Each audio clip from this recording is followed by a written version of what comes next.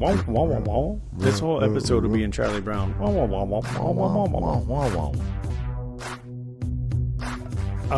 yeah. Booyah. That's some white boy funk right there. Right. T-Bag and Spike Beastie Boys don't get enough credit.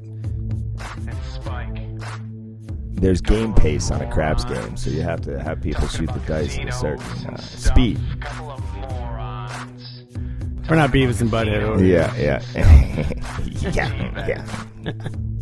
And Spike. I mean, we sell little cards that tell you how to play blackjack. Right. I know the problem. I don't think any too many college graduates are listening to this stuff. That's very valid. If you're in college, you're not tuning into this. You took 120,000 out of here with 15 as a flat bet and 15 odds. Right. You don't even have a place bet. I'm like, I don't think you heard me. I wasn't asking a question. I was making a statement. And Spike. There is an etiquette to gambling. Spike. Couple of morons. Trust me, the guy who comes in just a G-string, you amuse me. Couple of morons. I worked at Hooters Casino, which is obviously a classy joint. Spike. Do a little voodoo if you want before you shoot the dice. Spike. I'm Spike. I'm T-Bag. We're a couple of morons. True story.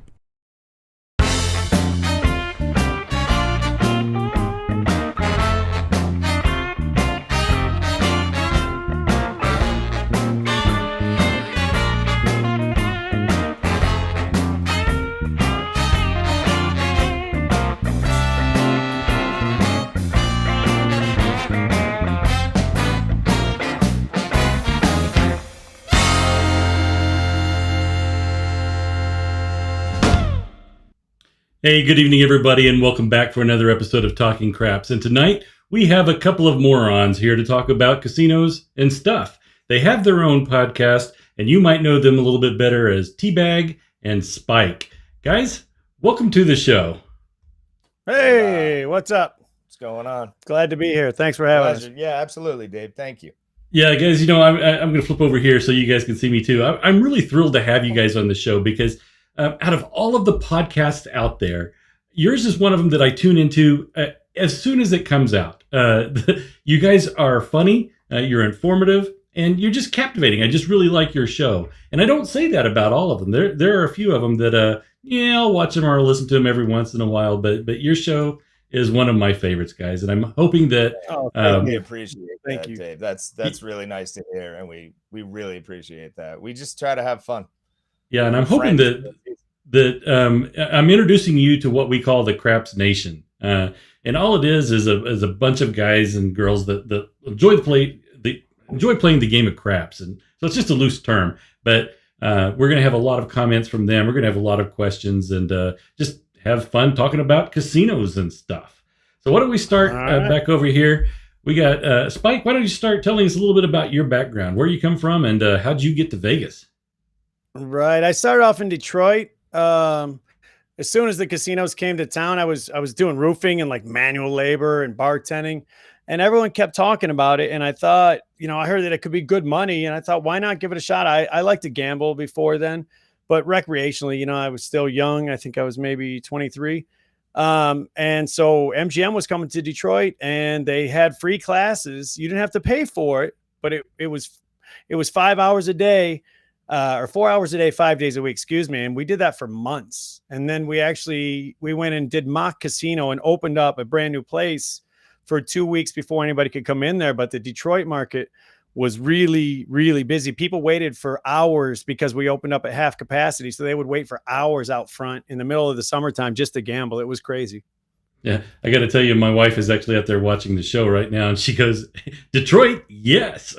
She's a Detroit native, so she can relate to that, buddy. Well. You love Canada? Is that what you said? Yeah. But then I moved here to Vegas in 2001, and I've been out here ever since. I work for the same company now for 20 years. It's crazy. Wow. Yeah, that's all right. T-Bag, what about you? What about your origin story?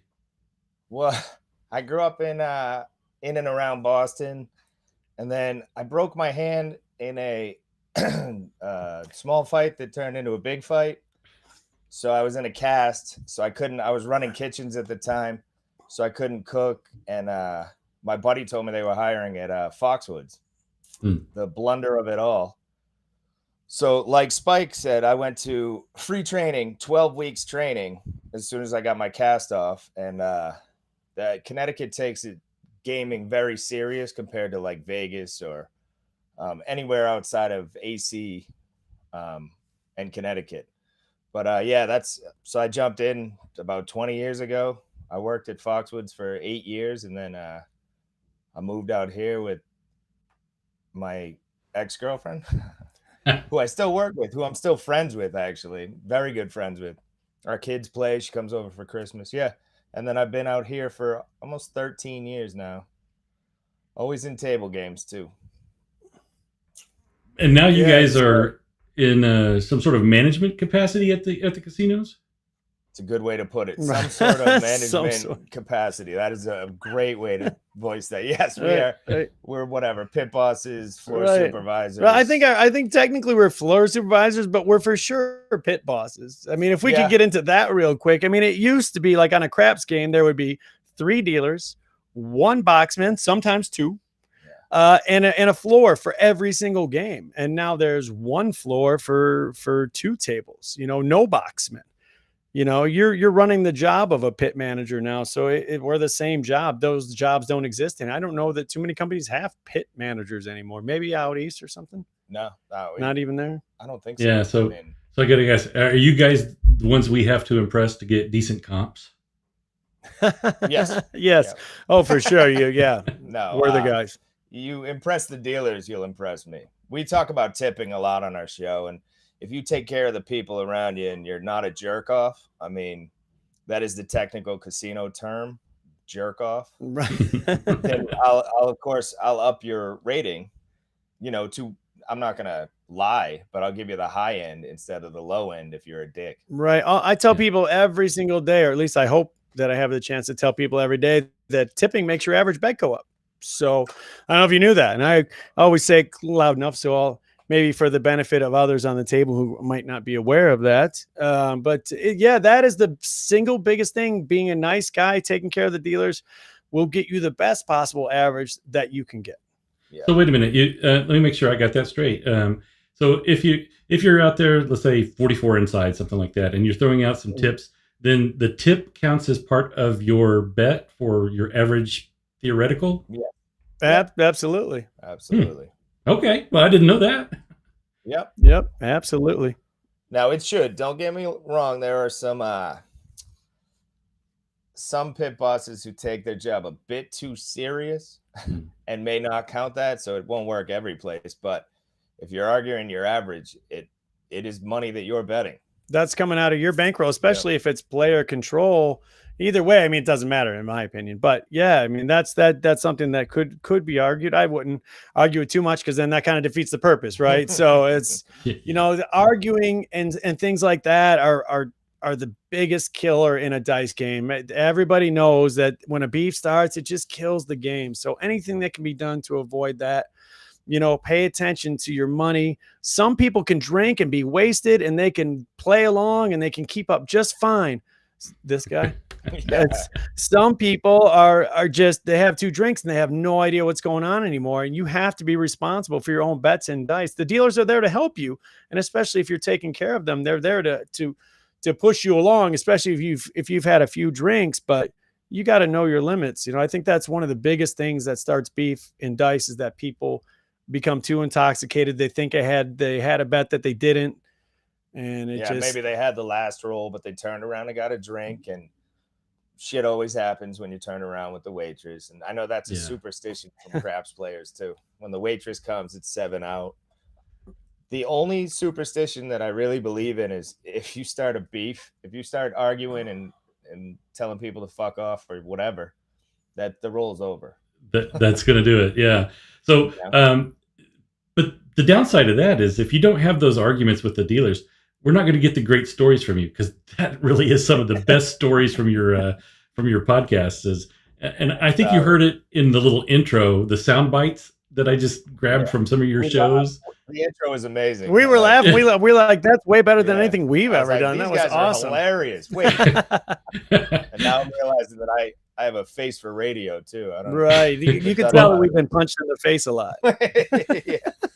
Yeah, I just cherry picked some sound bites and threw them to your theme song. I didn't put a whole lot of thought into that one, but it turned out pretty well. I was pretty happy with it. Yeah, So, I was giggling for sure. All right, guys. So let me talk to the guests for just 1 second. This is your opportunity to talk to a bona fide pit boss. So if you have any questions or any comments that you want to make, please be sure to put them out there. I'll be pulling them in, and we'll be talking about a few of them as the night goes on. But let's turn back over to the guys and say, why don't you tell us a little bit about what's going on in Vegas right now? Is the attitude shifting, or not attitude, or is the atmosphere shifting? Yes. Excuse me. It's very strange because we've become mask police, as most of the country has. Whether I agree with it or not, it's the rules that we have to enforce. And also Vegas is down to, very cheap rooms. They're not, some of the hotels aren't open throughout the week. And so it brings a certain kind of clientele that we've had. And that's from all over. It's brought people who are kind of pissed off. I feel like as soon as they get there, if you're coming from Florida where they, Corona, it's not real there, apparently. That's what I've heard. Texas, you know what I mean? Where they have much laxer rules. They just want to say, like, I'm from Florida. And I'm like, oh, you're not in Florida, even though it looks like Miami. Right. And it's been that way, it seems, since the pandemic, since we came back. When we all came back in October, it seems to be the crowd. Some came back a little bit sooner than us, but that it's just been there the whole time. And it's for the reasons that T said. It's those are the people that can afford the rooms right now, and also the people that aren't afraid of coming out. It's a younger crowd. They're the more invincible crowd. A lot of the people that gamble a lot of money are older people. They have the money to be able to gamble now. Yeah. And it's not just our hotel. I believe it's across the board. Yeah. That is just who's in town right now. So, and what's funny about the whole thing to me is those are the people that shouldn't be here right now, because there's nothing for those people to do. Yeah. The table limits are higher because there's limited capacity in the tables. And all the shows, the bars, the nightclubs, you have to have reservations just to go to a nightclub. So the partying people, you can. Yes, you can. Yeah, but you have to have reservations. But we don't want to get into stuff on your show. Sorry, Dave.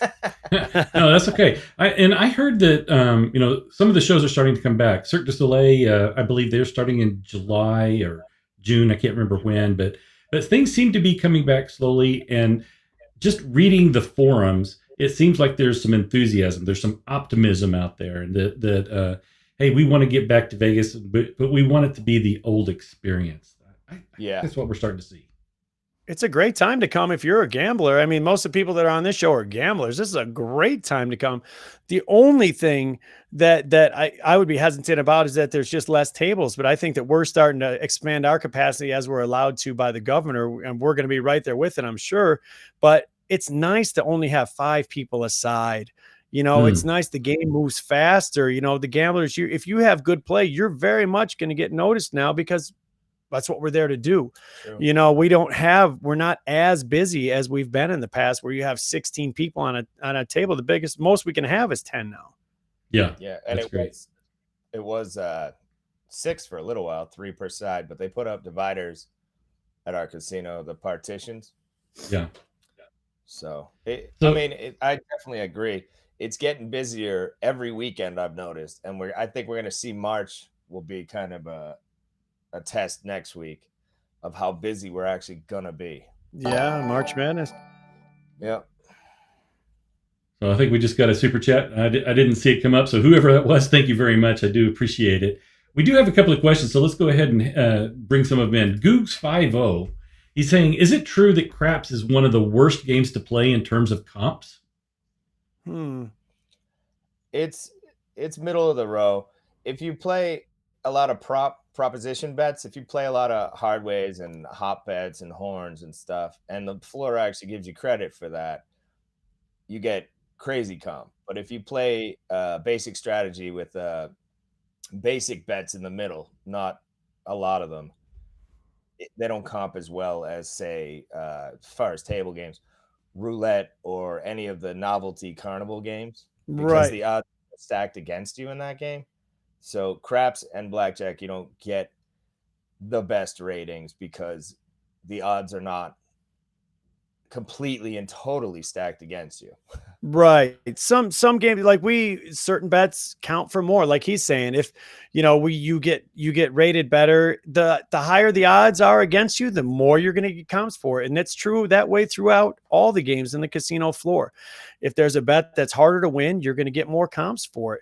But if you're somebody that comes in and just plays the field and props, you're going to get a ton of money. If you are someone that comes in and plays, more traditionally with 2 bets with full odds, that's not rated nearly hardly at all, because basically the odds, there's no casino advantage at all, right? Everybody knows that watches this show. It's the only bet in the whole casino that doesn't have odds. So it pays true. Right. It pays true odds. Excuse me, is what I meant to say. It pays true odds. And so, that's not going to pay as high. Roulette used to be rated differently as well. If you're playing inside numbers, it would rate higher than playing red or black. Mm-hmm. So, some of the things that I've heard that we've never had an opportunity to actually validate this, but on the buy-in, does that matter? Does the amount that we buy in for make any difference at all? No. Not at all. I tell people that you can buy in for $10,000, but if you're playing 34 inside every roll, that's what you're playing. So you're buying, that's what you're risking. Right. It's about risk. Yeah. Right. Yeah. It matters for certain people. If you're somebody that's losing $100,000 a year, I think players like that, again, this is something that's above my pay grade, but I believe that players like that have negotiated to get a certain cash percentage back. But if you're somebody that's asking me about it, then you're not that person. So it's very for the very highest of end people, most people, because how long ago did people buy in on a table, give the money to the girlfriend, the cash out, the buy in again, and they're just creating a lot of paperwork and it's not doing anything. So they stopped rating on that a long time ago. You're rated on 3 things. How long did you play for? What was your average bet? And what kind of game are you playing? Those are the 3 things that you're rated on, and nothing else matters. We don't care if you win or lose. Nobody cares. Yeah. No one has ever said to me, how come that guy won so much money? They don't care. Nobody cares. Yeah. Well, it sounds like another fallacy might be busted here as well, that your first bet should be a higher bet. That doesn't sound like that really matters either. It depends on if you have a person who's actually paying attention. Because if you have a floor man who has 10 games or something, and you give him a card and you bet, the first time you bet minimum, and then he has 10 games to watch, he may not get a chance to get back to you and to give you the proper rating. So there is a little bit of truth to the first bet being, if it's bigger, if you have a floor man who's running around in circles, make sure he sees that bet, and then go down to normal or whatever. Well, hope you win. Right. But on the other side of that is, don't lie about it. Yeah. Don't put a $50 bet up there if you're a $15 player and try to fool me because I'm busy. Because if I see that, then I'm for sure going to watch a few hands and I'm going to give you the lowest possible rating I can. Maybe take some time off your bet just for trying to fool me. Yeah. Because that tells me that you've tried to fool somebody else, so you deserve it. I don't like that. Don't be dishonest in my section. I know people try to do it all the time. So say that you might bet $50 is your average bet and you want to put your first bet up at 75. That's okay. That's close. If you're betting 50 most of the time, maybe your first bet 75, that at least gets my attention. If you're normally a $50 better and your first hand's 15, that's a little bit different. I can understand why you would want to make sure you're getting rated higher. Maybe I don't want to bet my average bet my first hand because I want to feel out the game. I get it. Especially nowadays, so many continuous shufflers around and blah, blah, blah. Yeah. Like I said, sometimes that's what we're taught, is to make a higher bet on the first one. I don't know, if you're a 44 inside better maybe you're going, I don't know, 96 or whatever it might be, but make a higher bet your first one and bring it back down going forward. I mean, there is a little bit of truth to that. If you have a lazy pit boss, they might see that first bet and never look at your average again. There are people out there. I'm not one of them. Spike's not one of them. But like, I try to give you an actual average of what you're betting. Yeah. And it's okay to ask too. Even if you want to ask in the middle of your play and at the end of your play, that's okay too. Just, hey, I just was curious, what was my rating?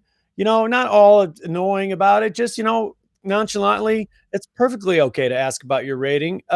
I wouldn't do it several times because then everybody's going to, this guy always asks about his rating. That's what we tell each other. This guy is going to ask about his rating. It's in the notes. Right. It's so we're already talking about that. But there's nothing wrong to make sure that you're being rated correctly. And there's nothing wrong with pleading your case politely. If you say, if the floor says, well, I had you at 85, you know, blah, blah, blah. And you're like, well, I really felt it was closer to 150 and this is why, then that's okay too. You know, that there's nothing wrong with that. So what about asking you guys for a free buffet after we played? Is that you annoying? Can ask all you want, but we can't give it to you anymore because we don't have that power. There is no comps. That's one of the things that sucks. Once I started becoming a floor person, that doesn't exist anymore. There's no sheet of paper that I can write and give you that has any value at all. You just have to either charge it to your, your rewards card or to the room.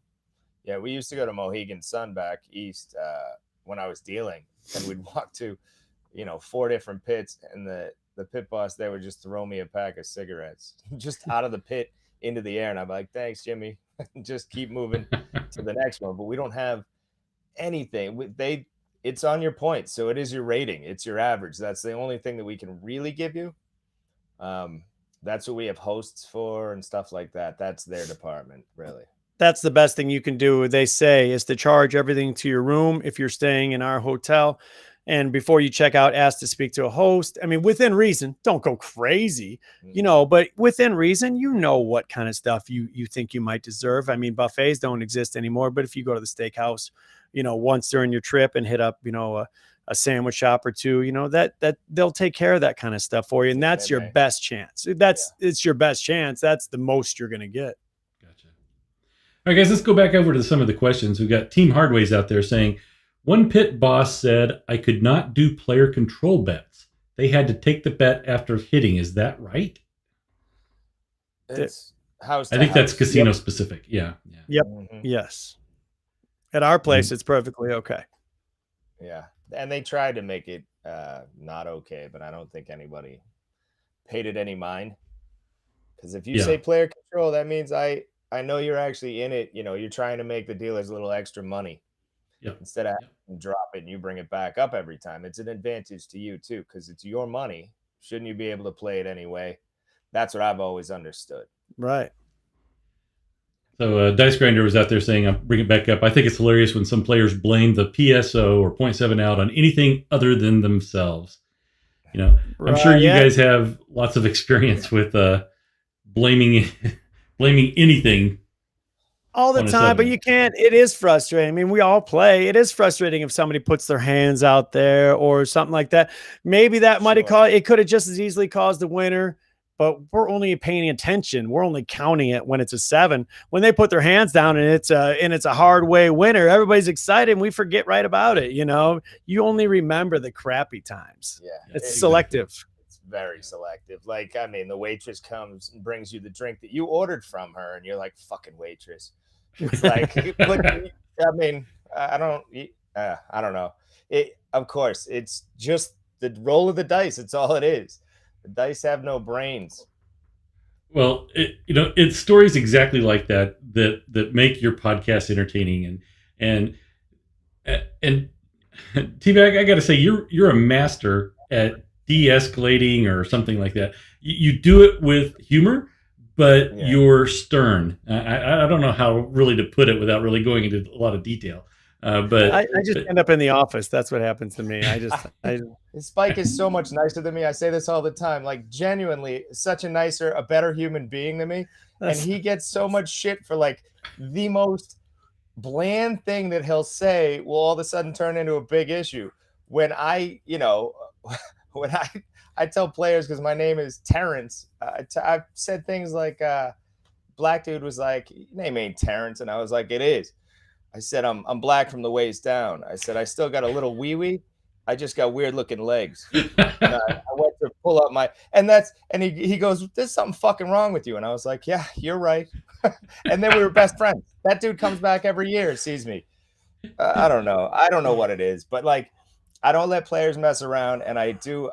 I don't know what it is, but I know how to speak to people. I like people. I think that's part of it. I actually enjoy people. If you have attitude, that's okay. Yeah. I can do that. All right, let's go back to some of the. Oh, go I ahead. was going to say, let's go back to some of the questions here.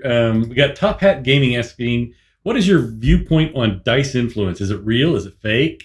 What do you think? We are both very much not into it. Okay, here's what I can tell you this. If you are hitting the alligator on the alligator part every time, both dice, you can't do it. It just doesn't exist. You can practice all you want. I used to have a table at my house. I've seen it. I mean, we've both been in the business going on 25 years with dice being our main focus, and it just doesn't, unless you can somehow, you're the magic wizard that can hit that tiny strip above the alligator every time. That's the only shot you have. Yeah. But the guy with the pendulum arm that wants to be right next to the stick person, we don't believe in it. If you don't hit the back wall, I'm gonna take the dice away from you. I promise. If you hit the back wall, cool. You can do all the voodoo you want. I have no problem with it. Hit the back wall with both dice and we're cool. And I've seen sliders, and I've told the story on our podcast. And I mean, this dude was amazing. He'd pick up the dice and he'd spin one. We didn't have any speed bumps to block them. And it was a half a game on Graveyard. And he would spin one and it would be on the 5 every time and throw the other one. And the die would just hit the back wall with the 5. So they'd bet heavy on the hard 10, 11, the 9 field. In the field. And I've seen those guys, but if there's a speed bump or if you have somebody who's paying any attention, which I've told that story on our podcast. It was go for your own tips, blah, blah, blah. We let him get away with it a little bit. He paid off everybody, basically. Not me, of course. Well, that actually brings me to a good question. Have you guys caught anybody truly cheating, trying to swap out dice, or any stories about cheaters? I've never seen to that level. I've never seen fake chips, or I've never seen somebody swap out the dice. I've never caught that. At least I feel like I would catch it. I always want to say, like, I think I would catch that person, and then I would be proved wrong for sure the next week. But I haven't seen anything like that other than past posting, people trying to, past posts on the don'ts or something like that. I've seen blatant attempts at cheating that way, or trying to take shots, as we call in the business, trying to say you had a bet that you didn't, or that kind of thing. But never have I seen like a crew come in and they throw the dice and like some girl flashes you her boobs and it's like a whole setup. I haven't seen that. I've seen a few things. I've seen sliders. Like, that guy was the best I've ever seen. He'd just pick up the dice and he was very quick with them too. Where the 5 would be on the bottom, he'd spin it out. And I caught him pretty much right away. And then I was like, oh, nothing on the hard 10 for the dealers, like that. Yeah. And then all of a sudden there was a bet on every bet that they made for us. Yeah. And then one of the other guys I worked with, who I think he had a prescription for crystal meth. I think. I don't know if it was doctor. I don't know if it was homegrown or whatever. It's legal. He was legal. So fucked up every night. Adderall. Yeah. And he goes, "Hey, Tia, I think that guy's sliding the dice." And I was like, "Get the fuck out of here." And then I may or may not have texted those guys, "It's over." Yeah. Yeah. I mean, I think it's hard. Anything that you think of that you think is new, somebody's already done it and got caught for it. We're all aware of the different techniques to cheat. Right. Maybe there's some new tech stuff out there that we don't know about yet, but it seems like We're really on it. The dealers are trained for it. And that's why we have certain rules. People think, in fact, while we have all the craps people listening, the reason that you can't throw the dice so high in the air is because the dealers need to be able to keep their eyes on the dice and the layout at the same time. So doing that could possibly distract the dealers. So that's why we need the dice at the dealer's eye level, because they need to be able to watch the layout and the dice at the same time without everybody picking their head up in the air. Yep. So there's rules. We have rules to avoid, you know what I mean? We have strict things that we have to follow, guidelines, because those things have happened before. And these are ways that we found to minimize that. Yeah, we had a guy back east who was playing, and what he would do, he'd throw them real high and say, I'm on for the dealers. But he would call the dice. Everyone was paying attention to him. So he would call the dice before we did, because they're paying attention to this guy, and he's betting thousands across, and he'd flip it over to the dealers. So that's all that anybody was paying attention to, and they figured out what he was doing. He was just hawking the dice before anybody was looking at it. Gotcha. So he'd call himself off or turn himself on, and he was playing big money and tipping, and but all right, let's go back out to. We've got some more questions. Kind of going back to the comp theme. Since I hate betting on other shooters, does that affect me getting a comp? Yes. Yes, it does, because, well, it does in the fact that you might have to sit there for longer, because say that you're only betting on yourself. I might not notice that the first round, depending on how fast the dice are moving around the table. I might not notice that, but I will notice it eventually. And then I'm going to pause your time. And so your comps are going to be true. Every time you're actually betting, I'm going to have your clock on the best I can. And if I think I missed some, I easily can add a few minutes on there, but I'm going to turn you off. So yeah, if you're not betting, I mean, if you're still betting, you're going to get credit for that time, but your bet might go less if your biggest bets are on yourself. We try to keep it as fair as possible. It might not always be an exact science to it. Yeah. I mean, well, people play different too. You change up your bet and catch a hot roll. All of a sudden you have, 900 across or whatever variation you have. But that's not your average. You started at 100. So, if you catch a monster roll and you have 1,200 on the 6 and 8, but started at 60, we'll go somewhere in between, especially. And also generosity helps. That's why I'm saying tipping is always, if you're in the middle of a monster roll and you got no love for anybody who works there, I don't know, your average bet's not as strong as you thought it was. That's exactly right. We're going to sound like a broken record, but it is one of the biggest factors, because that's their job. The dealers make minimum. Not all casinos, but most casinos, the dealers, in our state are making $7, $8 an hour. Their lives are based on tips. And so it just makes all the difference in the world. I just can't describe what a big difference it makes in everybody's attitudes. And I feel like, how many times have you ever had an awesome roll on a table where everybody was in a crappy mood? Yeah, exactly. They're rooting for you because they want you to make money, because if you make money, they make money. So they really are on your side 100%. So if it's a monster roll and no one's taking care, you can always see the dealers and they are miserable. Right. And players are wondering why. And that's exactly why, because they made $10 on a 35-minute roll with a full table. You know what I mean? Money everywhere. And then, I don't know. And everybody, don't worry, we're going to take care of you. We're going to take care of you. And then they get to high-fiving each other and they're talking off of the game. And then they might have genuinely forgot. I mean, you should do it when you're coloring up, but even way, you might have genuinely forgot. But if they're not, the dealers know that happens so often, so they're frustrated, and the best thing that you can have on a crap table is a bunch of dealers that are rooting for you, because they're trying to keep the game going quickly. They're trying. If somebody's beefing, they're like, get out of here. We don't want to deal with you. If a guy's beefing and the dice have been passing for 45 minutes and there's not $1 in the tote box, the dealers might encourage that. Oh yeah. This guy had a problem. Sorry. We got the game, everybody. Got to stop it. This guy's got a problem. Got to stop it. Whereas before, we might have been able to brush it under the rug a little bit. Every problem can go 2 different ways. Yep. So not every problem. I shouldn't say that. Some things you might have to stop for. This guy stole $1,000 out of my rack. But, for the most part, it really makes a difference. You're controlling your own fate. I was watching a movie last night that kind of relates to this. It's an old movie called My Blue Heaven, with Steve Yeah, Martin yeah. and Rick Moranis in it. And he's talking about tipping. And he says, I don't just believe in tipping, I believe in over tipping. And Yeah. so let's talk a little bit about that. What's the etiquette in Vegas for tipping? How much is appropriate? Well, I think it depends on what you can afford. I mean, and if you're making money, tip while you're making money. That's the best way to do it. Because then if you do get your dick kicked in at the end of the roll or at the end of the session or whatever, the dealers are like, sorry, but you know what I mean? They still have respect for you and appreciate you, and they were rooting for you. Right. Say you buy in for $100 on a dice table, right?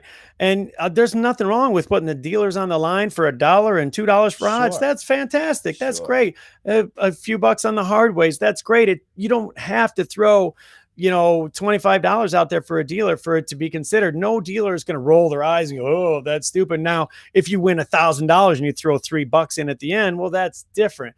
But if you're betting for the dealers along the way, it doesn't have to be a lot of money. The more you bet, you can go up appropriately. But if you win $1 million jackpot on PyGow, that doesn't mean you have to tip 10%. You don't have to tip $100,000. I'm a huge tipper by my standards, whatever that means. But I love to tip, but I wouldn't tip that much on something like that, man. If you gave 20 grand on $1 million jackpot, I think that would be solid. It doesn't always go by percentage. Yeah, it's to make an effort. That's really what it is. And if, but also at the same time, in other parts of the casino, if you throw a $20 bill at somebody at the front desk, I mean, that can help. Things like that, I'm not exactly sure about, but they call it the Vegas wallet, right? Yeah.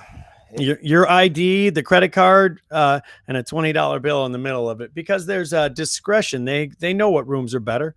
They know what rooms might have a fridge in it, or which ones might be on a better floor or a better window, or which one some guy died in last Tuesday. That's I don't know that happens, but you know what I mean. It does. I've actually done that a few times and mixed results. I'm glad that they brought you back, Dave. We are so happy you're here, because we would not be on the show right now. Yeah. I died once in the 20s as well. Nick 6. Yeah. Yeah. So yeah, the $20 trick or the Vegas wallet or whatever. Yeah. If it works, great. If it doesn't work, you just made somebody's day. Sure. It's $20. I mean, these are tough times. We're not saying everybody can afford to tip heavy at all. Right. Like I give Starbucks $1 every time I go in there. At least I give them more a lot, because they really take care of me. And sometimes they won't even. I had a 20 the other night, and they wouldn't give me change. They would not. They gave me free coffee and wouldn't let me tip. But I tip I don't know. I just tip. Yeah, it just really goes everywhere you go. It just goes a long way. And again, it doesn't have to be a lot. $1 at Starbucks. Yeah, they're happy. Sure. Sometimes more, but whatever. It's sure. All right, let's go back over to the questions real quick. We got Sleeper asking, what's the longest roll that you've ever seen? For me, a couple hours, a little bit more than a couple hours. I couldn't tell you exact. These people are like, it was 2 hours, 46 minutes and 38 seconds. I'm like, how do you know when it started? Like you starting the stopwatch every time, but a couple hours, about as much as I've seen. Yeah, when you're working, you're like, I went on break twice, so it's got to be at least 2 hours and 20 minutes. Do you know what I mean? Like, That's how I always judge. And I saw one for, I don't know, close to 3 hours probably back east. Wow. It was crazy. I mean, they got to fill it was just a blowout game with players who knew how to play. Like, big players were on the game. So they were at table max everything after like an hour. And the one guy who's buying in at the end of the roll because he bet the field the whole time or something. You always see that. There's always like one guy, like, what happened to you? You were here from the beginning. He's like, yeah, I don't know, man. Yeah, I remember I had to tell this guy because he was capped. He was at table max on all his bets. So I was like, only thing you can do is come bet and keep your place bets up. Yeah. And that's what he did. He destroyed that game. The dream of being at table max and then still keep going. That's awesome. Right? Be at table max and go for another hour and a half is crazy. Well, it's funny that you said that about the guy that goes for an hour, and that was me. That was me in Vegas last time I was there. I was losing money. I don't know. I was down for a while, and so I was just placing the 6 and the 8. And then I went on. It was a 46 roll, and I've got the little certificate from Fremont to show it, so Oh, nice. I know exactly how long it was. But I didn't start increasing my bets until I was about 25 rolls in. It's like, Yeah. Well, that happens. That when you get gun shy, that happens. I mean, that's real life. I always press, except for when I don't. Do you know what I mean? Like, Yeah. there are times where I've been in Atlantic City and I've lost every time. So I'm like, I just want to get my money back. And then I don't play how I normally play because I'm gun shy. I don't know. I don't do that anymore because I don't play enough. So when I go in, I go for it because I want to win or lose and go to the bar. Yeah. So I'm not a so big that's actually a good question. I mean, you guys actually still play? on occasion. Like right now, one of our friends and a listener from Austin is in town, and he's on the strip, and he wants us to come out. And I just going to the strip and gambling is the only time I do it is when I have friends in town. So I may go, but I just watched it for too long. I like to play poker, and then if I catch a buzz, I'll go play craps, and that's about it. And that happens maybe twice a year, maybe. Gotcha. Yeah. All right, kind of going back to that comps theme, that seems to be a popular question with the guys. How does baccarat rate versus roulette versus craps in the comps? Baccarat is the worst, and then I would say craps and roulette, depending on your house. It's depending on how you bet. Are you an inside? Do you bet the inside numbers on roulette, or are you betting outside? Are you a prop better? As we were talking about at the beginning of the show, those are the things that are going to make the difference. But definitely, of all those things, baccarat is going to be the least because it's a coin toss.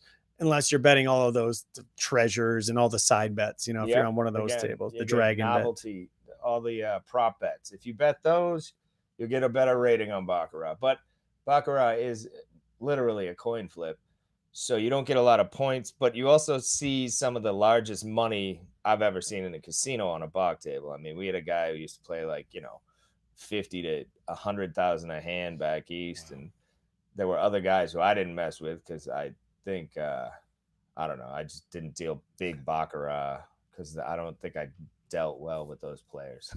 Yeah, we talked about on our show, the most money I've ever seen is somebody betting 200,000 a hand at Win in the high limit room, visiting a friend over there, just betting $25,000 chips in it. At first I wasn't really paying attention because the guy wasn't even looking.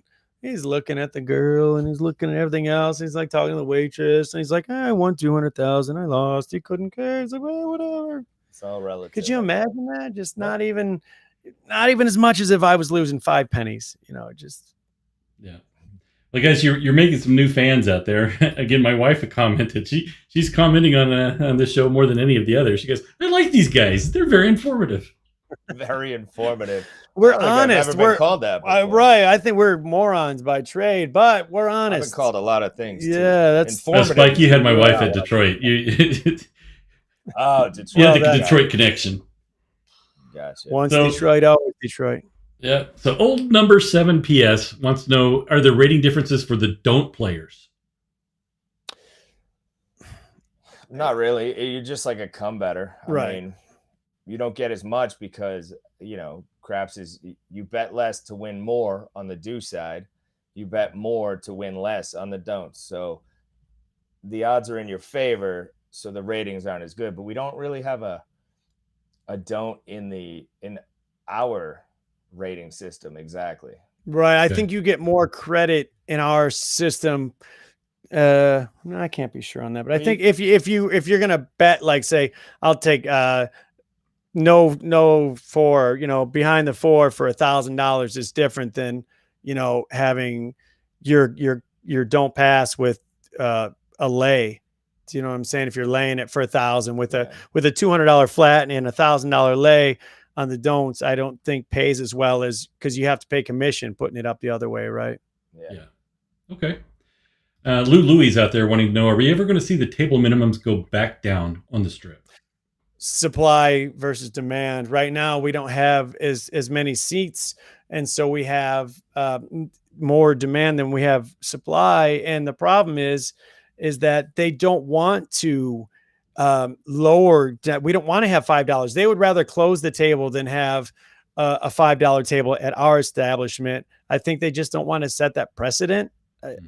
That's got to be what it is, because we'll be completely dead. And a lot of times, when our hotel was closed, there's not a soul in the building. You think they would lower it just to get people in, but they don't. Yeah. They'll still sit there with $15 tables. So it doesn't make sense. Yeah, it's going to be interesting to see. That's for sure. But yeah, I think that when the masks go away and business goes back to whatever, I think everything's going to go back. I think it's just a matter of time. If you're going to make me bet money on it, I'm going to say the fall time for the start of football season, we'll be ready to go 100%, but I'm praying for summer. Yeah. So Dice Grinder's out there asking, specific to Caesars, but we don't know which property you guys work for. I imagine it's going to be same for M Life, but he's saying he's tried for a long time to get to 7 stars and he just can't quite get there. Is there a way to guarantee that you can get to a top tier on the comp programs, no matter whether it's M Life or Caesars? I think it's easier in the Midwest. That's for sure. I think that we see a lot of play that comes from, I think it's easier in the Midwest than it is at like Atlantic City or Vegas properties. True. I think you see more 7-star, and I think the majority of the 7-star players are slot players. Yeah. If you want to guarantee yourself that you're going to get a 7-star card, you're going to be a slot player, unless you're a very big dice player or, on any other game. We do have them, but it's a lot of play. It's based on points. And I think, the 7-star is something like 150,000 points a year. Yeah. Slots is where you're going to get the most comp. It just blows out any table game. So if you're whatever the rating is, diamond, and you want 7-star, or what's the big one? Platinum's the other one. Platinum.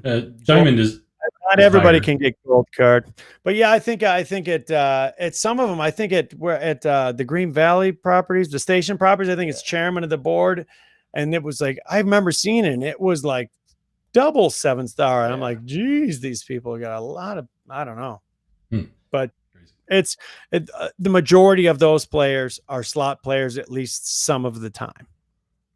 Yeah, that's so kind of a personal story of my wife. She's a slot player. She won't play the table games, but she won't use a card. And man, that's something. Please use your card. Please use your card. And we got superstitious that she can't win with a card in. Is that why? Exactly. But I gotta give her a little credit, because it seems anybody that tells you that slots isn't somewhat of a mental game doesn't really know what they're doing, in my opinion, because attitude definitely matters. And my wife goes in with a great attitude and she seems to win. I go in there and I just pushing that button. I'll burn through $100 in 10 minutes and I'm really upset about it. Going back to dice setting, I think that luck exists. I think that certain people are luckier than other people. I think that certain people win more consistently. So maybe some of those people are dice setters. Maybe they're people that just pick them up and throw them. But I think that luck exists, and I believe in that since I've been in the casino business, that it's a thing that some people have more of than others, and some people just never have it. It's another reason I don't play. I have dog shit luck. Yeah, I'm not. I think I'm an awful shooter. I went years without even shooting the dice because I could never make a point. So I was like, why would I put everybody through this? I've never won more than $500 in a table game, but I'm a flea. I'm $100 buying guy. I lost my paycheck a couple of times when I first moved to town, and I thought, and I'm never doing that again. And so then I became $100 flea. I might go out couple $100. If I spent $500, it would be like the biggest weekend I've had in years. Yeah. Before I had kids, we worked at Foxwoods, and Mohegan Sun would cash your paycheck. So we would go over there and cash our paychecks, me and my buddy Ken. And there were a few nights where I was like, dude, we missed rent for a minute. All right, let's go back over to the questions for a second here. East Coast Craps. He's asking, you made mention of notes on players. What kind of notes do you keep on everybody? What top secret stuff do you guys keep? Like if they're smelly, like what their favorite drinks are. No, most players don't have notes. If you have Coke notes, generally it's not a good thing. Notes are kept on players so that we have a way of watching out for ourselves. A note on, say that this guy tried to cheat really bad or something. There might be a note that this guy has tried to cheat before, so we're going to keep an eye on him. It's never like this guy has a bad attitude. It's unless it's something No, unless it's something like this person got into an argument with a floor or something like that, or a dealer, then that kind of stuff. sometimes it's as mundane as call him Eddie. You know what I mean? His name's That too. Jonathan, and people call him Eddie. So that like one of the notes is just call him Eddie. You know what I mean? That's generally for a player that you like to. No one's gonna put it in there if we think this guy's a douchebag. Right. But there are notes, and I was telling the story. I think I told it twice At on least. our podcast. At least, yeah. We're advocates of marijuana. Just so Morons. yeah, and but this one guy had notes a few weeks ago. He comes in all the time. I get along with him because, like you said, I had it out with him once, and now we're friends. And I just talk shit to him, and he started swearing. And I was like, "You want me to go to the notes, buddy?" I'm like, "Says right here, vulgar language." And he was like, "You ain't shit, T." Like I get along with him. Most people don't. He's got notes in every section of his rating that pop up because there are some people who really dislike him. Really dislike him. I think he's fun. I talk shit with them. We get along. There are other people who are a little more delicate, I guess. Yeah, that's the nicest way I could say it. All right, Craps Down Under, my friend over in Australia, he says, are you at liberty to say how much a table makes a day on average? So I know it can vary from property to property, but very much so. Some tables on a regular day, maybe 5,000. I've seen tables with drops at a couple 100,000 on a day. So, and I bet you in some places it's even more than that. So, you know, high limit back east was crazy. It was nuts. I mean, the drop in high limit some nights on a Friday or Saturday. Some nights you'd stand there all night on $100 craps game. And then other nights on a Friday, you'd just get buried with 8 people per side, just banging money into the drop. And but there's a lot of credit lines too, so you got to add that in too on a big drop game. It's markers. But I don't know. Yeah, it goes anywhere from 10 to 20,000, I think, for a 24-hour drop on a Friday, or it really depends on the day. Okay. And is it true? I have a question back. Craps Down Under in Australia, do they have 6 craps games on the continent? That's what somebody told me. We'll see if he responds here in just a few minutes. Okay. Yeah, I've heard they've limited craps tables. Yeah. We got Justin Davis asking, playing at a higher limit table, does that get you better comps? I assume it does, just because you're betting more. Exactly. The more you bet, yeah, the higher the table. And probably if you're in high limit, you're being noticed more than playing somewhere. Not always. Yeah, but you have a better shot. I'm not paying attention to you. You have a better shot of getting noticed if you're playing $500 a hand in the high limit room than if you're playing in one of the other pits. They're just paying more attention for that. It really, I don't know. It just really depends on where you are, who your floor is. That's a lot of pieces to that puzzle. But yeah, of course, your average is going to go up because you're playing on a larger minimum table. Gotcha. We got Roll to Win Craps out there. Do the dealers or the boss really mind if a shooter is setting the dice? Not if you're quick about it. No. It's like in the intro, you talked about do your voodoo. Yeah, it's okay. Do your voodoo. Yeah, I don't. It doesn't bother me as long as it doesn't hold up the game. If you're throwing the dice at the back wall for 5 minutes, you're holding up the game. You even had a quote of me saying there's a game pace. Like, people want to play craps. It is the fastest game in the casino, and it's so slow compared to when I broke in. It's crazy how slow it is now. But I mean, if you want to do a little whatever, spin them around and sprinkle water and whatever, make flowers or gang signs, I don't care. Throw the dice though. Right. Don't a couple of times. If you're going to hit them off the back wall, do that a couple of times. But you can't sit there and drop it forever waiting for it to land on a 6 or something. You can't, if you want to figure out as a dice setter, if you're going to go this far as to call yourself a dice setter, then you should know how the dice are set up. You know that the 6 is on the opposite side of the 1. You should be able to do it quickly to get to your set, to do your little pendulum arm swingy move. Yeah, And we think it's cute, actually. right. I don't I care think it's any of those adorable. things as long as you're abiding by our rules. If you're not reaching all the way across the stick person and you do it somewhat quick, no, set away. Like you said, spin around in a circle. I don't care as Yeah. long as you keep the dice over the table. It's fun. I'll spin with you. It doesn't bother me. Right, at all. right.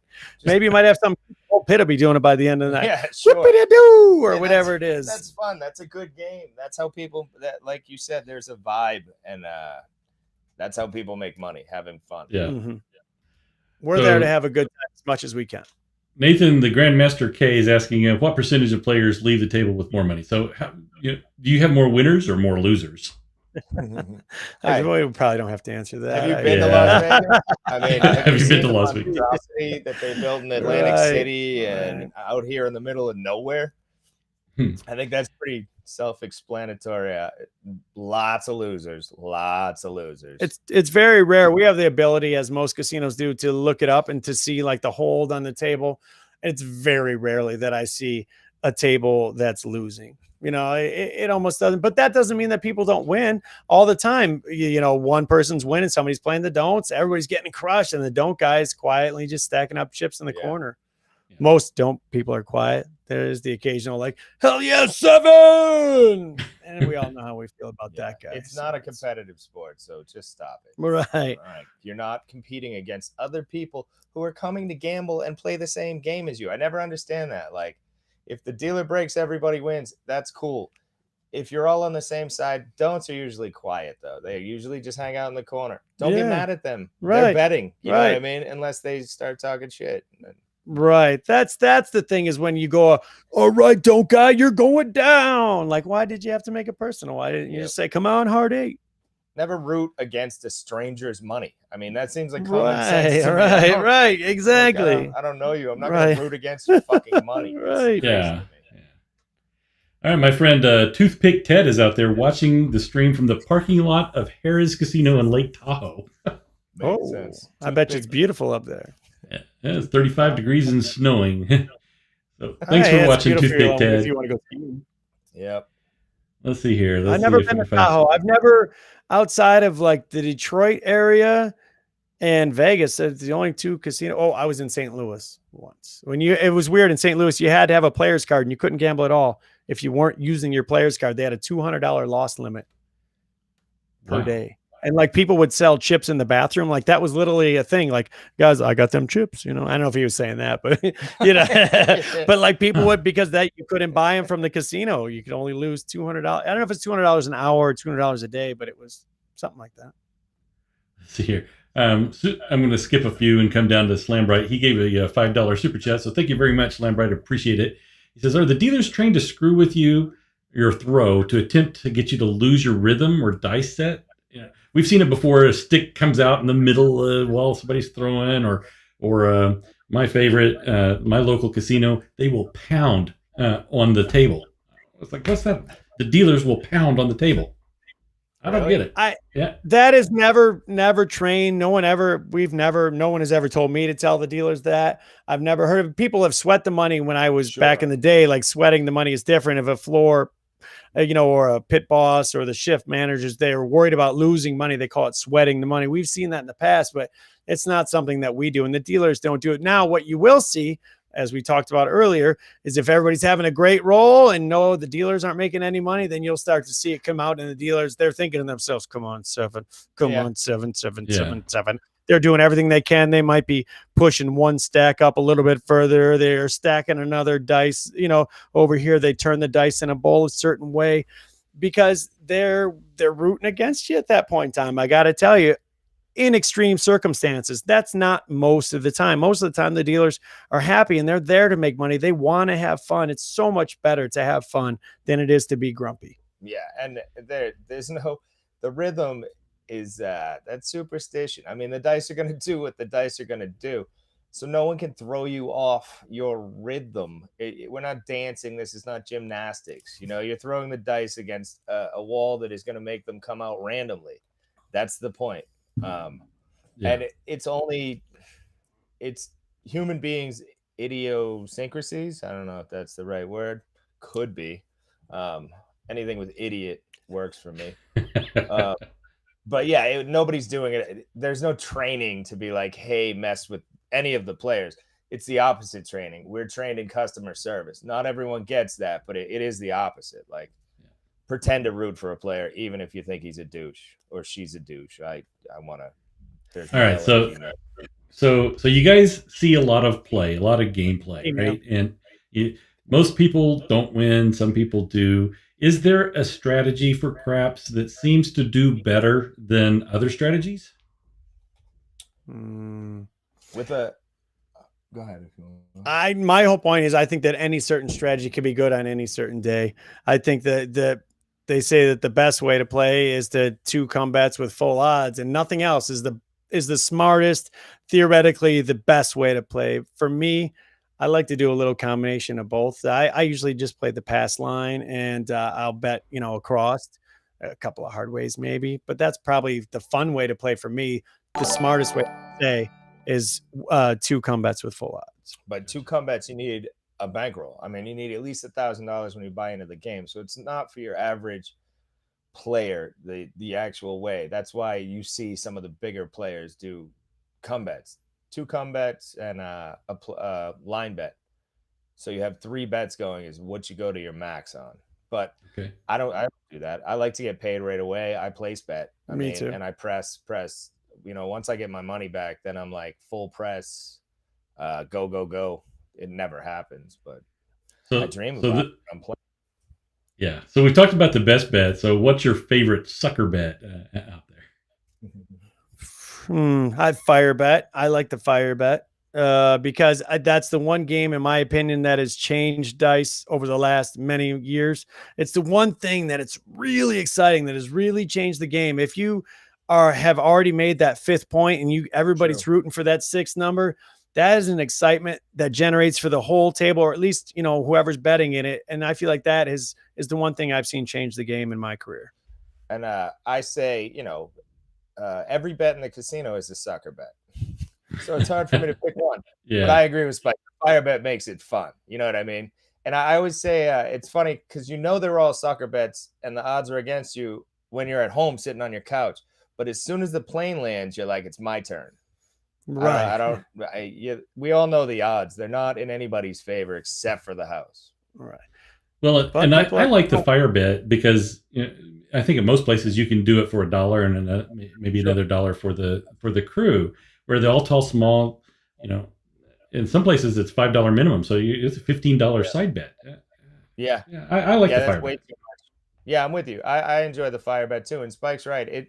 It brings the table together when you're already into it. When you hit 4 and they light up the 5th point, the whole table's like, hell yeah.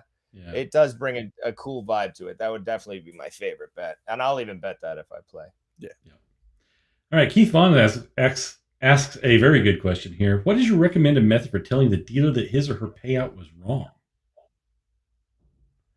So if the dealer's made a mistake, how do you approach the dealer? Nicely. Yeah, just politely be like, I had, whatever, 72 on the 8 and they paid, I think it pays this. It's about talking to people, and some people don't have that skill set, especially when there's money involved, and people think that the dealer's trying to scam you, or it's not. It's human error. It happens all the time. Yes. I mean, so just try to be polite. Be like, excuse me, talk to them like a human being. That always helps. I think also, though, especially on a dice table, if you think that the payout might be wrong, if you're questioning, if you think that the dealer did something wrong, if you can not pick up that money or tilt it sideways and kind of leave it over the layout so it can be clearly seen, because we might have to go back and have surveillance look at it. And if you just go and you just slam it right in the rack with all your other chips, we're going to have less of a chance to be able to see exactly what it was. Keeping that bet separate is the best way to ensure that we can see it or have a better chance of being able to see it. That's very true. If you can leave it there, if you think the dealer made a mistake on a dice game, leave the bet there. Because then we can look at it and say yes or no.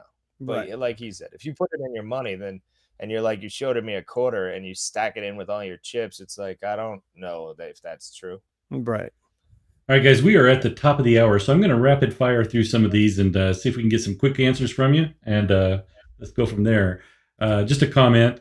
Lou Louie's out there saying, I hope you guys catch what they're saying. Tip the crew. Yep. Thank you, Lou. Dice Grinder saying, I always tip, but always player control for the slow roller. Okay, so he controls Perfect. the tip. Any way at all. That's how I played too. Anything is appreciated. Mm-hmm. Slam Bright, my initial desire is to tip is going to depend on whether the dealer makes me feel welcome. Same as in a restaurant. I don't tip. My tip shouldn't be dictated by the dealer's attitude. Sure, if the dealer's a jerk, I get that. No problem. Some people don't. We've had some that have worked at our place. I'm thinking I wouldn't tip this guy either. Yeah, me too. I've worked with so many dealers where like, there's no way I'm giving you money. You're an asshole. But you know what I but mean? some dealers are polite and they're quiet by nature. Just because somebody's not outgoing and hey, how you doing, doesn't mean that they're not a good dealer. Some of our best dealers are quiet but very efficient. For sure. Yeah. Some people like the loud, obnoxious dealer. Some people like the dealer to shut up and deal. Yeah. Both ways are fine. Yeah. It's allowed. So we got El Toro Dice Club out there watching us. Good evening, El Toro. He likes to toss in a green and tell him to lock it up. Then PC red chip inside. Player control. Player control. Play with red chip. That's great. Nice. Yeah. That's awesome. You're the man. Wonderful. Yeah. That's great. El Toro. He is a larger roller than the average person. That's real strong, El Toro. Right. You're a man. Yeah. A lot of people might not want to bet during the roll, but if you're given something at the beginning, at least it lets the dealers know, hey, I am a tipper. I might not be tipping you right now because of my superstition, but I am a tipper and I've already proven myself. Some people might not want to change it. They don't like to change it in the middle of a roll. We get that. Mm-hmm. But establishing yourself at the beginning gets it. Okay, this guy's going to be okay. I think this guy will be all right. Yep. Yeah, Skill and Luck out there. He does an 88 inside with $1 on the 6 and the 8. Okay, that's a nice start. Yeah, sure. Anything at all is really, honestly. Great. Yeah. If you bet for the dealers, you're all right. Like we all kind of instantly like you. I mean, as far as players go, we don't have to be best friends, but we know you get it a little bit.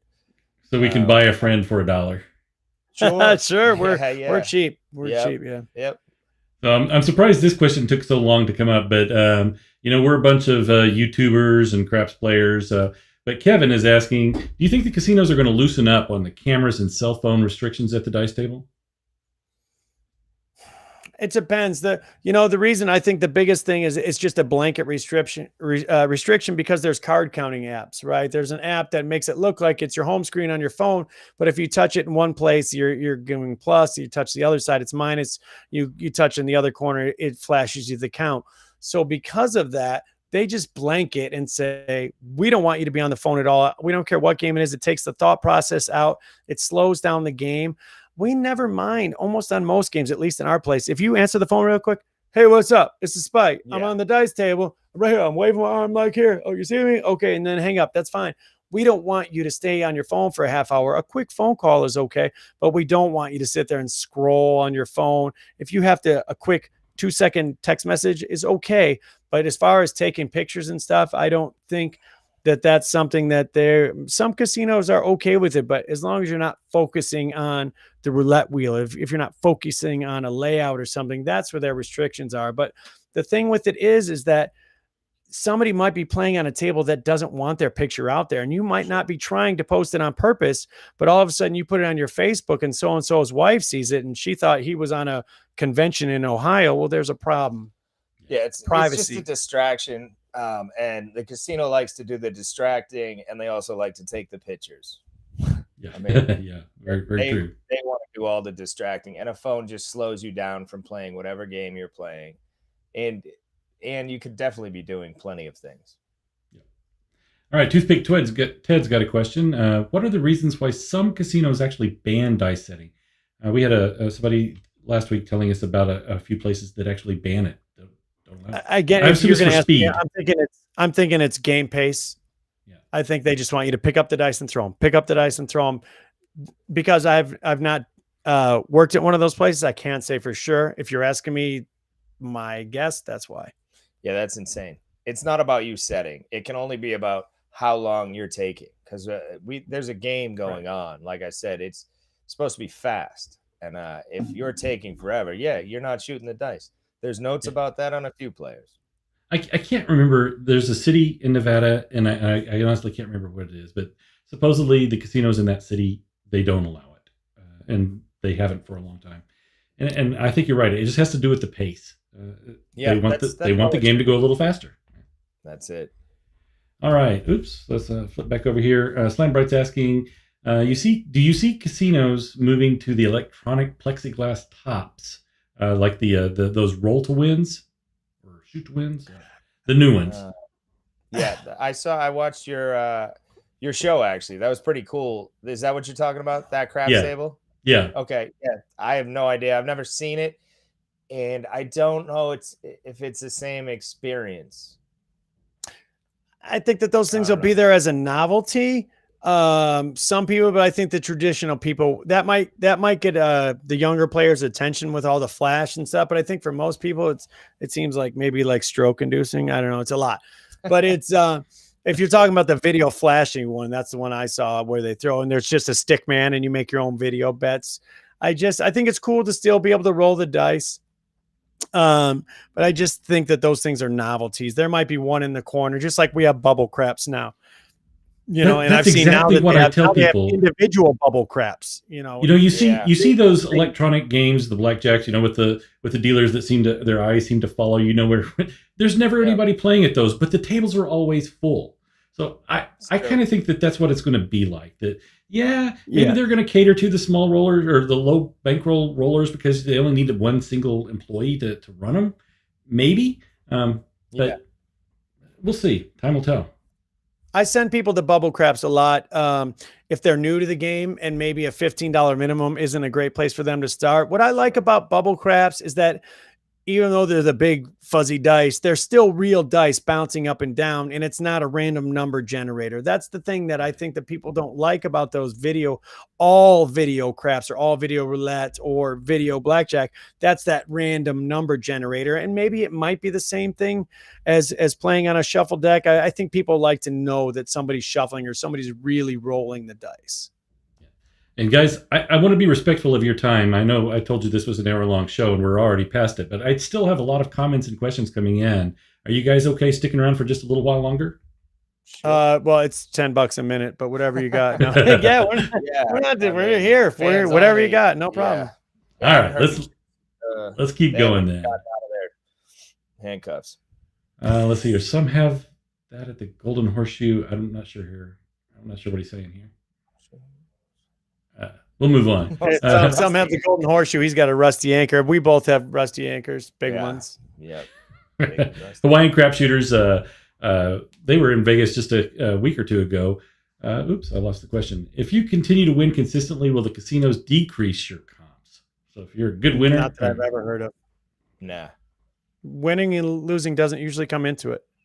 It may on a higher level, but I don't care. I hope you win every time because it makes happier people. You know what I mean? It makes my job. I would say if you want to have a good time, I'm happy to help you facilitate that. If you want to give me a hard time, that's cool. I enjoy that shit too. And so my wife is out there asking, how did the two of you meet?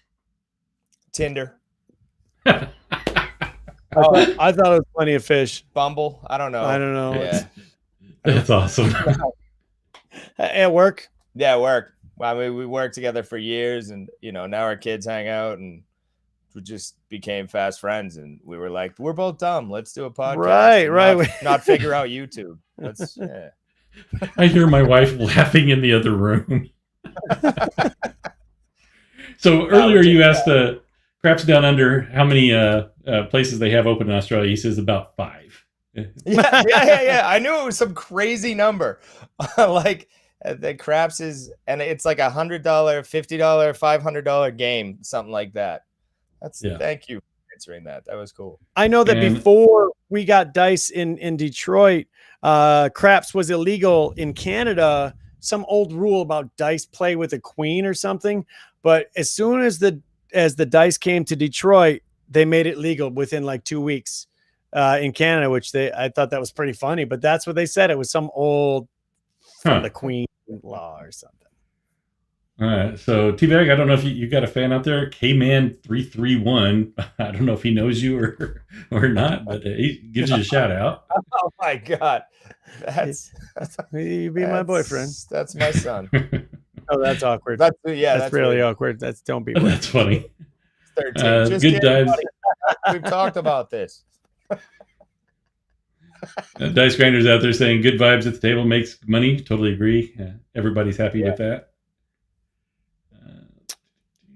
Big time. Yeah, for sure. Doesn't mean Okay, you're Color gonna Up. win. Hey, we've got Jeremy from Color Up. And I don't know if you guys are watch YouTube videos, but hopefully you know who Color Up is. He does all sorts of betting strategies. He's done them for years, has about 50,000 followers. And he was my guest last week. But he's asking about Bubble Craps, a program like slots with a percentage payout or legit craps game. And you kind of answered that. Since the dice are popping, how do you control that? And right. With gaming, there's no way that gaming would allow them to have any kind of weighted dice or anything that's when you have dice like that, you just can't do that. So that to me has to be a real outcome. Now, where it's all digital, they sure have to be in a certain percentage. They have to have like the random percentage in slots, but it's still a random number generator. When you can see the dice, they have to be real because all of that stuff has to be approved by gaming.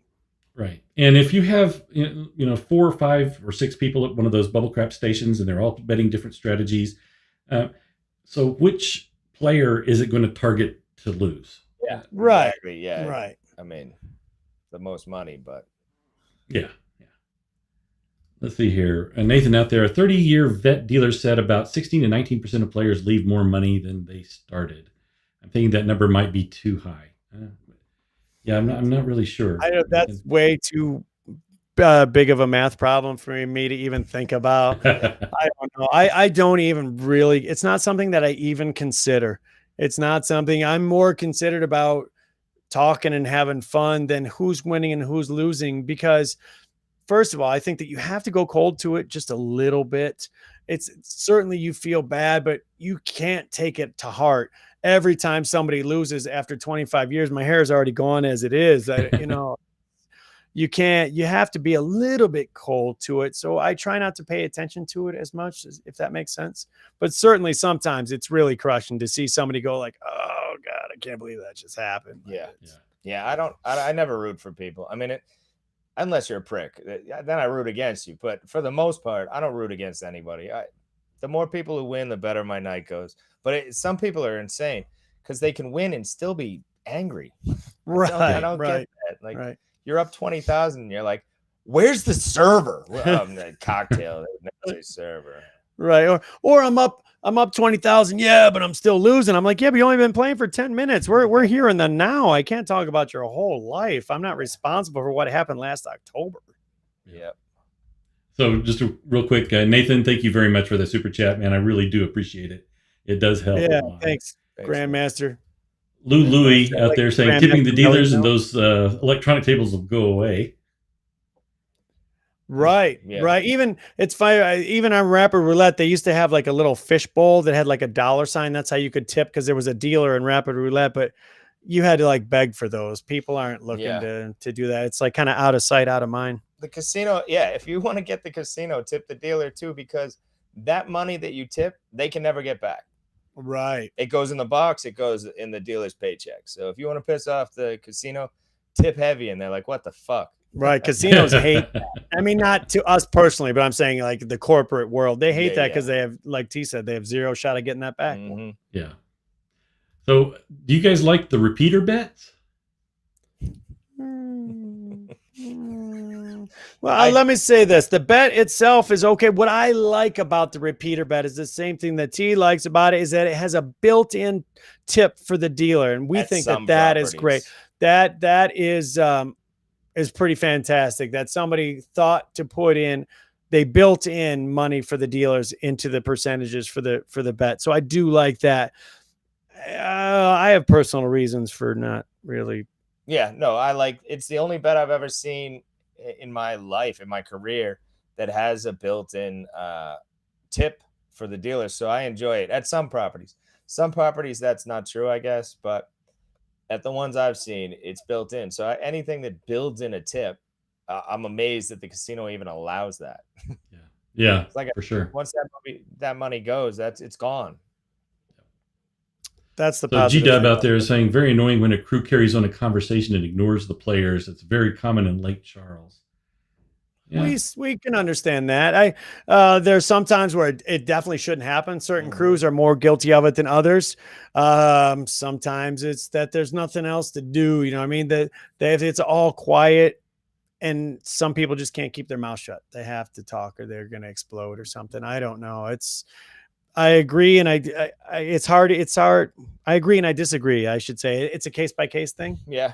It's very different in Vegas, but the dealers should try to involve all the players in the conversation. Right. You know, that's part of the experience, I think. So the official casino standpoint is you should never have a conversation that doesn't include the players. Yeah.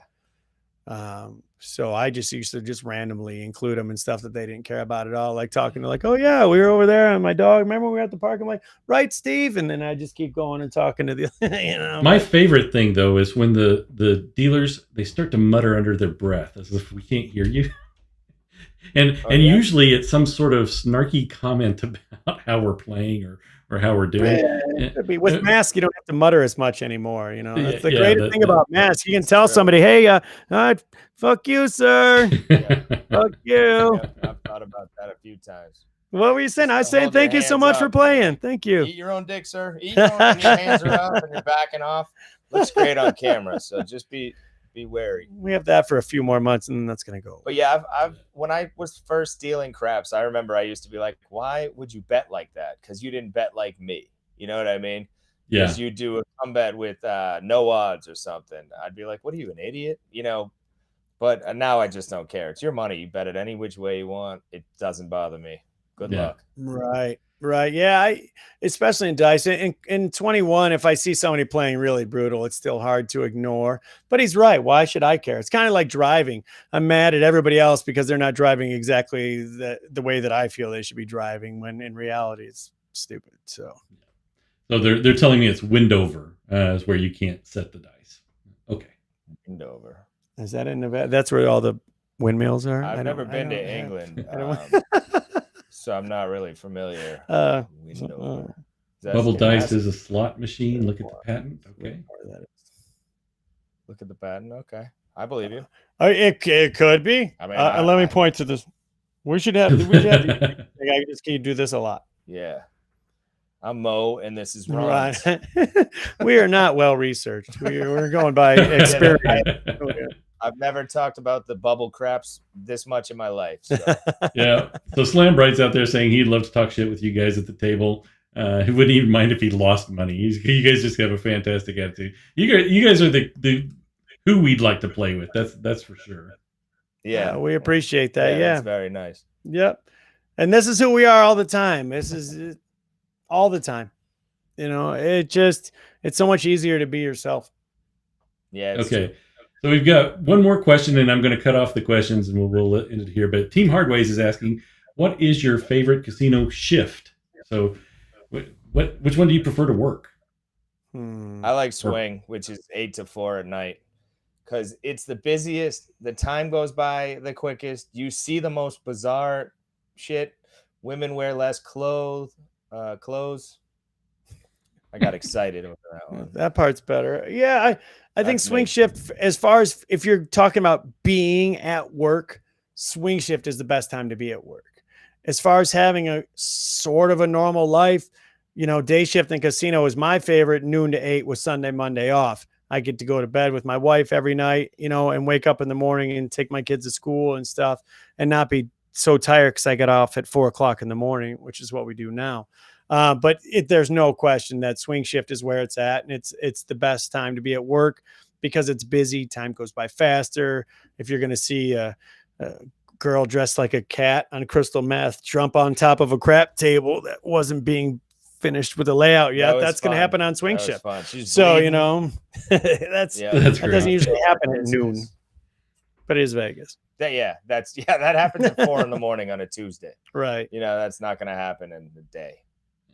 All right, guys. So why don't we finish this up? Why don't you tell a little bit about the podcast and how people can follow you? What social media platforms are you guys on? Tinder, Tinder, what's that new one? Craigslist. I don't know. LGB. We're on. You can find our podcast anywhere where podcasts are played, as far as I know of now. If it's not somewhere and you want it to be somewhere, just email us. Yeah. Or hit us up on Facebook. But we are two morons talking about Facebook and stuff, like it says in there. Casinos and stuff. What did I say? Yeah. Facebook and stuff. Yeah. Two morons. We talk about Facebook and stuff. It's a fantastic podcast. Yeah. And what are we on Twitter? On Twitter, we're the number 2. So at the number 2 Casino Morons. And then 2 morons at Gmail. Is that what it is? It's 2 Casino Morons. 2 casino morons. 2 Casino Morons at Gmail if you want to email us. We have Instagram, but we don't really use that yet, so let's not talk about that. We're super good at self-promoting. Right. As you can tell, it's 2 guys. We're friends. We talk shit. We tell old war stories about what's happened to us in the casino, what's happening now in the casino, and then the stuff part is sometimes we just start talking to each other, and I think that's what people appreciate. It's not scripted. We have no message to send, except for we giggle at each other's stories and we're just friends. Yeah, stuff takes up a lot of it, but that like you said, that's just part of it. And our podcast is for someone that wants to hear the other side of it. There's several casinos that do a much better job talking about gambling stories and who won this much money and what is a great place to play because they have a good advantage and good odds and this and that. We're not that. We're on the other side of it talking about, we don't care if you won the $100,000 jackpot. We want to know how much you tipped. We want to know, was that player fun or what was the story behind that? That's where we're at. So if you want to listen to us, we have the behind the scenes stories. We'd like to be once a week, but we're like once 4 times a year. I don't know. We're trying to be more regular. As the casino starts to get busier again, we just don't want to tell everybody every week, well, we had to tell a guy to pull up his mask every 10 seconds again. Another argument with a guy who right. his mask. Yeah. So yeah. But yeah, we're definitely not kid friendly. That's for sure. We try to be a little bit more reserved today. I've been thinking about my son listening right now this whole time. I'm like, what did I say? Yeah, I think we've done, 80 something shows. You can go back and kind of get a feel for who we are. But we just try to have fun. If you're looking to have fun and kill some time and laugh a little bit, we're the guys. Yeah. Yeah, I got to say, it's different actually listening to you guys talk live. Because with a podcast, I'll put it on 1.5 speed, and you guys talk a lot faster. There is a couple of people asking a question out there that I don't know how you normally answer this. I know you don't like to tell people exactly where you work, but can you give them some sort of well, idea? I can tell you this. If you find us on Facebook, you can pretty much figure out where we work because it says right on our profile. So we're not trying to hide it that good. We just don't think that we should be announcing it over the air. We don't really know what could happen. We've never talked to work about it. We've never asked for permission. And so we just rather be oblivious and just not actually say the name of the place, but it's real easy. Find our podcast, find our Facebook, and you'll know it's not a lot of detective work. Yeah. And once you figure it out, if you message us, we'd be happy to acknowledge that. Yeah. Come see what's up. Yeah, come see. We see people all the time. I got special little prizes. Yeah. Might get a prize. Shout out to everybody who comes and says hi. It's really nice. Sometimes I'm at work. I can't talk that much. Other times I'm just weird because it's like, I don't know. I've never had a fan in my life. Right. Can you put on some headphones and I'll call you? Or something? I don't know. Yeah. Let me get Spike over here. Spike, you're good. All right, guys, if you could stick around for just a minute, I sure would appreciate it. All right, guys, this is the time of the show where we ask for you to subscribe, like, and all that good stuff for the social media. It helps me grow my channel, and I do really appreciate it. For all of you who gave super chats out there, thank you very much. It really does help, and it makes me understand that you guys really do appreciate what we're doing here. And we've got a lot of great content coming up. Let's take a quick look at the schedule. Next week, there will not be a show. I am on vacation, and I am going to take that vacation. So we won't have anything out next week. March 22nd, though, we're going to have Heavy, or we're trying to have Heavy. I'm not going to say we're locked in, but we're talking about that. And he is going to be on location in Las Vegas. So that's going to be a real treat. After that, March 29th, we're going back to the podcast world with Cousin Vito, where he's going to talk craps on the East Coast. April 5th, we've got Lady Luck HQ. And then another night with Howard Rock and Roller Newman. If you saw the first show with Howard, you know what kind of stories we're going to be hearing. He's back in the casino. He's back in action, so it's going to be a lot of fun listening to Howard. April 19th, I have the author Garrison Russell from Platinum Craps.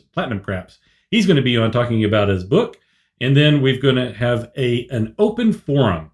I've got Press by One. He's already committed to the show, and we're going to see if we can get a couple of other guys on April 26th. So we've got a full show coming up here over the next month and a half or so. If you have a topic or an idea, or you want to be on the show yourself, give me an email, samebet777@gmail.com. All right, guys, that's going to do it for this week. We really do appreciate it. I'll see you again in 2 weeks. Have a great night, guys.